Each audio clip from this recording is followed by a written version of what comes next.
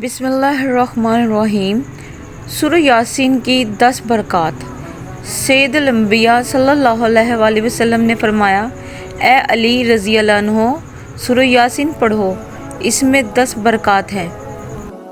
एक, भूखा पड़े तो सैर हो जाए, प्यासा पड़े तो सैराब हो जाए, नंगा पड़े तो उसे लिबास मिल जाता है, कुंवारा पड़े तो शादी हो जाती है, खौफज़दा पड़े तो अमन पाएगा, कैदी पड़े तो रिहाई पाएगा, मुसाफिर पड़े तो सफ़र में इसकी मदद की जाएगी, जिसका सामान गुम जाए वो पड़े तो इसका सामान पाए, मरीज़ पड़े तो शफायाब हो, मैयत के पास पड़े तो इससे अज़ाब में तख़फ़ीफ़ की जाए। माशाअल्लाह, सुभान अल्लाह। कुरान पाक की ये सूरत है, बहुत ही अजीम सूरत है। इसको लाजमी अपने पढ़ने में रखें, सुबह शाम दोपहर किसी टाइम भी पढ़ लें। सुबह की बरकत और है, शाम की बरकत और तरह की है।